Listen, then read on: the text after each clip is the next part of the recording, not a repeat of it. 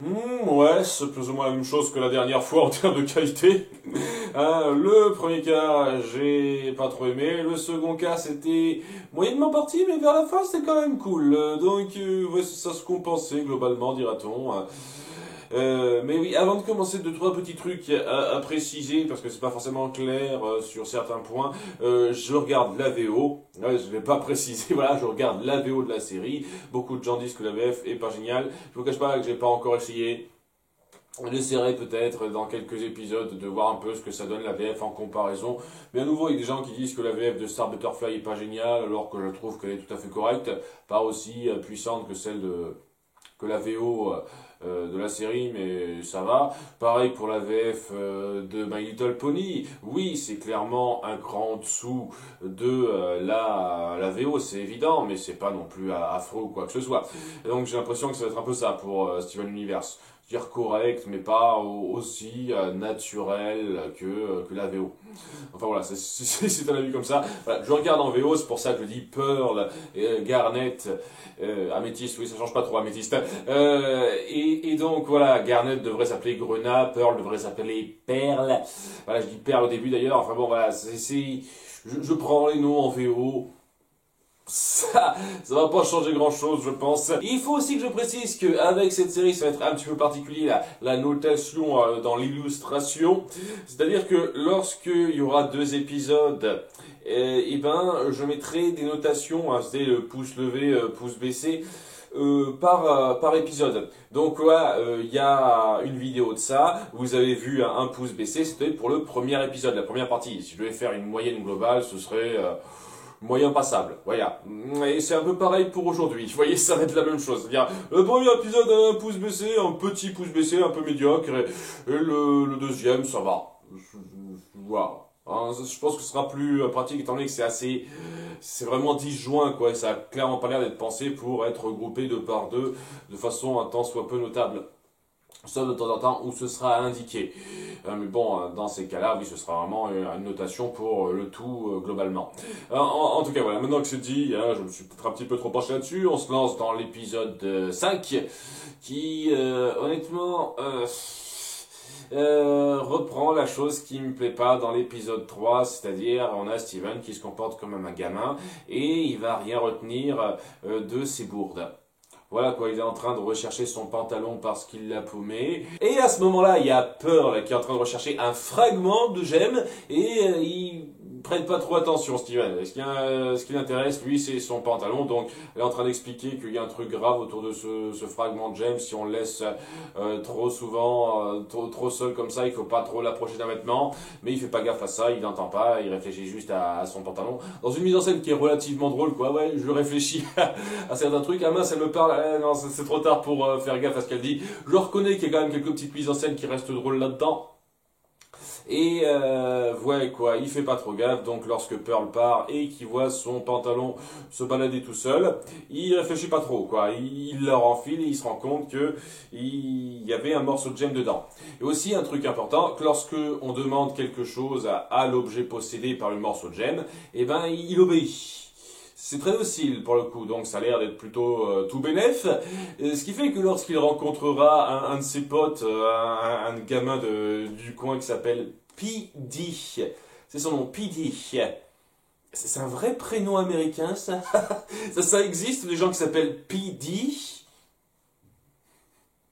C'est super bizarre pour moi. J'ai jamais entendu ça avant. PD, ok, et qui en a un petit peu marre de porter le costume de mascotte du resto de frites de son père, Fraibo, qui s'appelle la mascotte. Il lance une solution, Steven. Alors, je vais le mettre à ta place, mais non, ça va pas trop, puisque vous voyez des pigeons qui s'attaquent à lui. D'ailleurs, au passage, ça ne s'attaquera pas au costume, les pigeons, lorsque le costume sera possédé par la gemme, puisque ce sera la deuxième idée qui viendra de Steven après, quoi. Il propose de mettre la gemme dans le costume pour qu'il fasse certains trucs. On donne quelques petits ordres, il faut dire, ouais, va faire manger des frites aux gens, sans aller plus loin que ça, et donc bien entendu, on se doute tout de suite de la merde que ça va causer par la suite. On a un passage qui est plutôt intéressant autour de PD, j'ai du mal avec ce prénom, je vous le jure, j'ai du mal, où alors qu'il se dit, ouais, on va faire les enfants, et qui vont dans une petite... je sais plus comment ça s'appelle ces machins-là, quoi, cette espèce de véhicule où on met une pièce et puis ça bouge tout seul. Et je dis, yes, ça m'amuse plus trop, quoi. Il y a une petite réflexion de sa part sur le fait que il est en train de passer d'enfant à adolescent et que il y a cette espèce de conscience, de changement d'état qui l'affecte. C'était pas mal dans l'absolu. Ça aurait été cool de faire un épisode centré là-dessus plutôt que d'en faire un élément secondaire qui a, à mon goût, assez peu de poids dans le scénario global de cet épisode de 10 minutes, une fois de plus. Hein. Enfin bon, voilà, une fois qu'il a cette réflexion-là, il y a un problème, et ils entendent parler de Freibo qui fait n'importe quoi, il est devenu complètement maboule, il force les gens à bouffer les frites, et maintenant on peut plus lui ordonner de faire quoi que ce soit. Ça atteint un stade de non-retour où il devient complètement dément, et il fait de façon trop violente la tâche qu'on lui a exigé de faire. Voilà, ça marche comme ça, une fois de plus, on n'aura pas d'explication précise sur pourquoi, comment, c'est juste Pearl qui a lancé un truc qu'on n'a pas entendu. Et voilà, il y a Pearl qui arrive pour dire « Ah, mais qu'est-ce que t'as fait, Steven? T'as pas entendu ce que je te dis ?»« Eh ben non, c'est bête !» Elle essaye d'intervenir, mais à un moment donné, il y a donc le costume de Freibo qui lui balance du ketchup en plein visage, et durant le reste de l'épisode, elle verra rien à cause du ketchup. Elle est allergique au ketchup.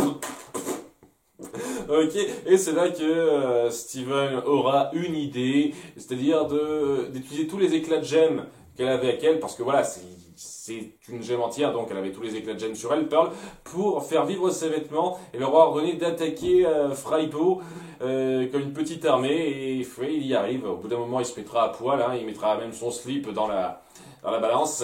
Hein, ce sera le coup de grâce, ça.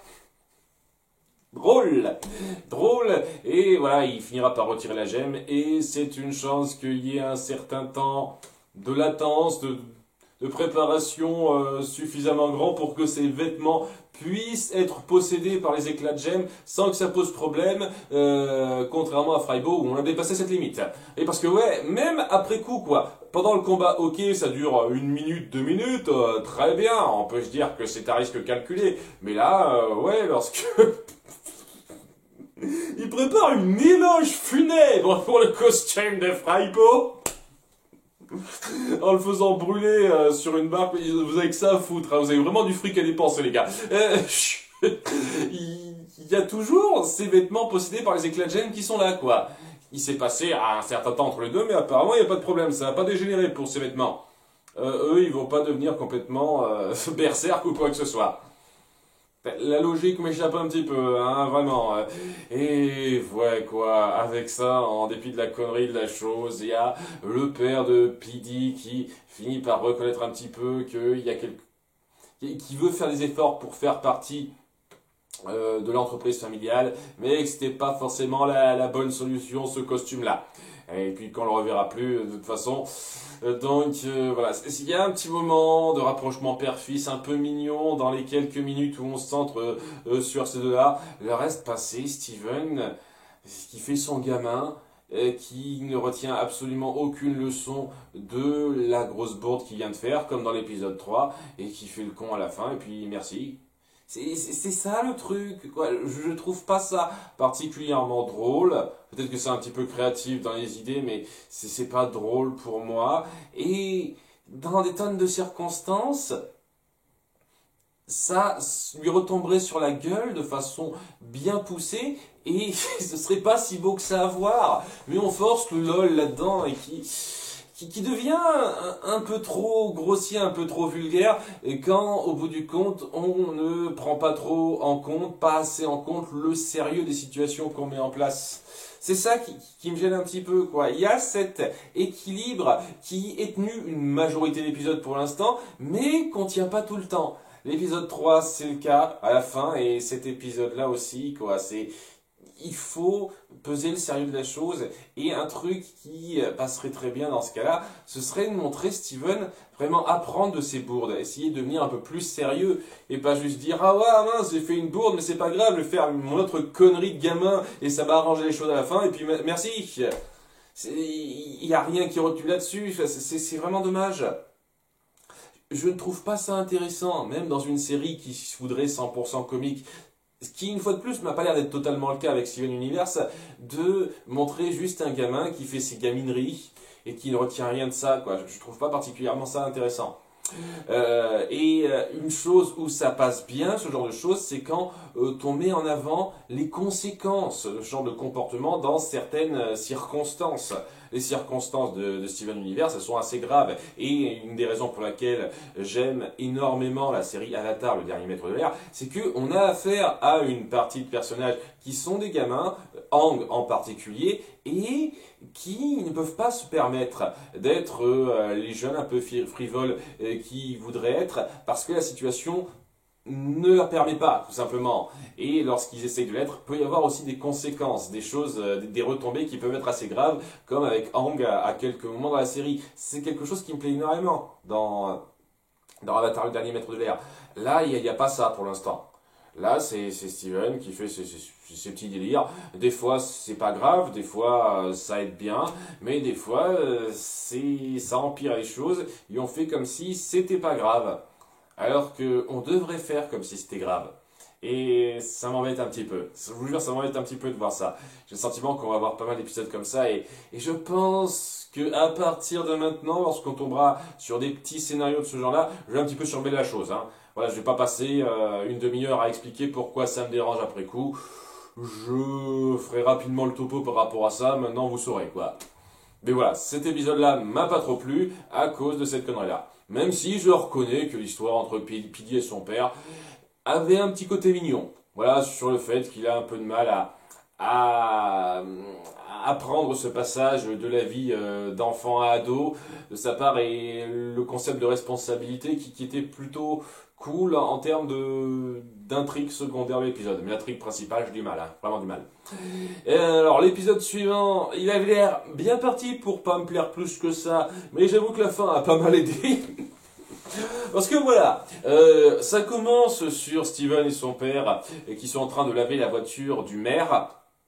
Et donc il possède une laverie automatique, enfin pas tant automatique que ça, mais voilà, il possède un coin, un garage pour laver les différents véhicules, le père de Steven. Ça m'avait pas paru clair la première fois qu'on l'a vu dans l'épisode 2, mais bon, c'est trop, j'ai pas fait gaffe. C'est pas grave ça. Et voilà quoi, on met en place le fait que le personnage du maire est présent, il existe. Voilà, ça met un petit peu en place le personnage pour la suite. C'est pas mal. Une introduction de personnage qui, je suis sûr, aura une importance à un moment donné à quelques instants dans les épisodes qui viendront. Et il y a Améthyste qui apparaît pour déconner un petit peu, s'amuser sans trop réfléchir. Et son truc du moment, c'est de prendre des tonnes de formes comme ça. Elle adore se transformer en différents trucs, un chat, en Steven, en ce qu'elle veut, en différents animaux.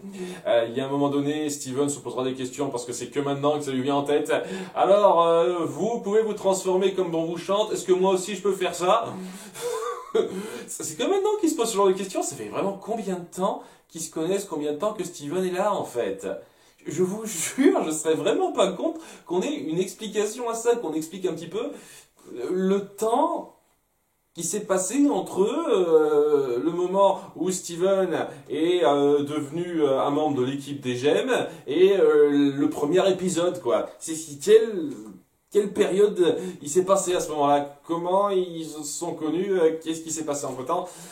Est-ce qu'on aura quelque chose là-dessus? Plus ça va, plus je détourne, je vous cache pas. En tout cas...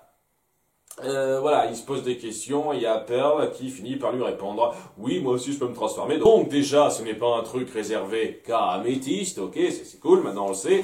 Et donc techniquement, Steven en tant que gemme pourrait avoir cette capacité-là, sachant qu'il ne sait pas activer sa gemme, il devrait pas pouvoir faire quoi que ce soit de magique techniquement, mais il veut quand même s'entraîner pour le faire, alors qu'il devrait, je sais pas, déjà s'entraîner pour pouvoir activer sa gemme quand il le voudrait, hein.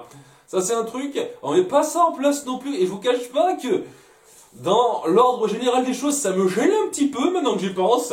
Pourquoi il n'y a pas de séance d'entraînement de sa part ou de la part des autres quand ils ont un peu le temps pour essayer de trouver sa voie afin de contrôler sa gemme?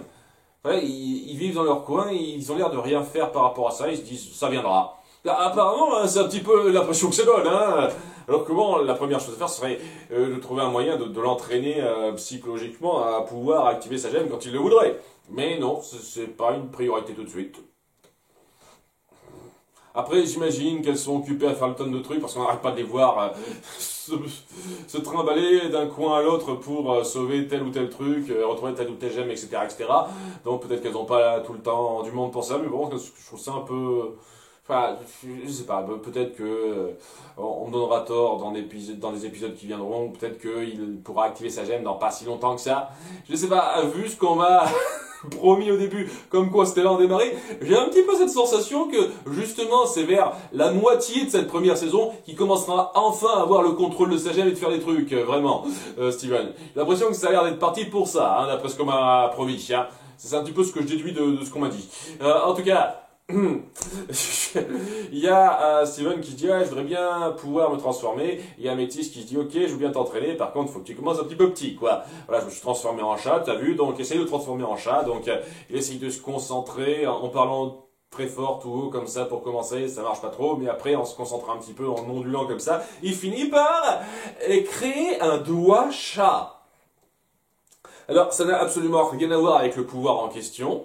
Il se transforme pas en chat ou quoi que ce soit. Il transforme une partie de son corps en une créature dotée de conscience qui ne lui est pas propre. Son doigt est devenu une espèce de doigt chat qui a sa propre conscience, qui fait ce qu'il veut. Ça n'a rien à voir, c'est totalement différent, hein, on est bien d'accord, hein. Donc, est-ce que c'est un truc que toutes les gemmes peuvent faire aussi, transformer et créer une conscience à partir de parties de leur corps, ou c'est un truc spécifique à Steven? Est-ce qu'on jouera là-dessus par la suite, ou est-ce que c'est juste un délire à l'épisode, ça? C'est un peu bizarre, hein.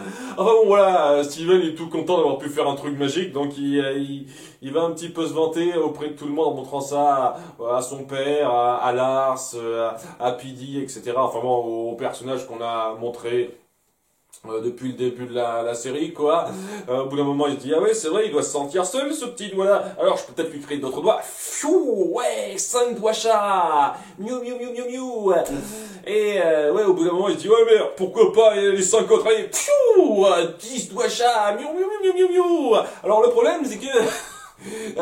en dépit du fait que c'est un petit peu marrant sur le coup, il se rend compte au bout d'un moment que c'est un petit peu problématique. Hein. Ça l'empêche de faire les choses comme il veut et il a plus total contrôle de ses doigts. Même si ils disparaissent à un moment donné dans un plan. Ah oui, alors ça c'est un truc où vous pourrez pas pardonner ça.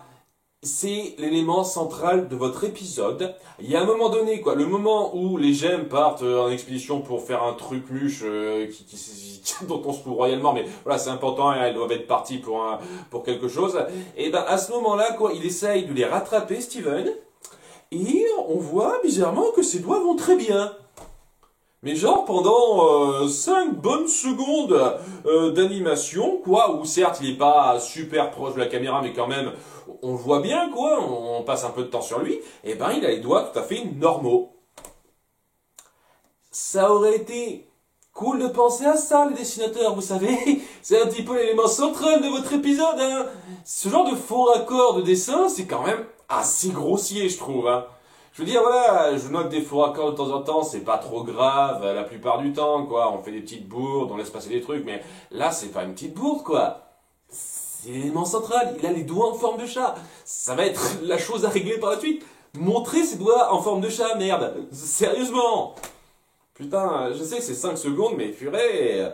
Waouh, ça c'est amateur presque, hein. C'est presque amateur de faire cette bourde-là. Vraiment. Fou. Bon, en tout cas, voilà, les 3 gemmes ne peuvent pas l'aider tout de suite parce que c'est vraiment important leur mission tout de suite et donc il doit retenir le coup jusqu'à ce qu'elles arrivent. Et alors, jusqu'à présent, cet épisode était assez moyen, je vous cache pas. Hein, ça volait pas très haut, mais c'est là que ça commence à devenir intéressant dans le sens assez horrifique.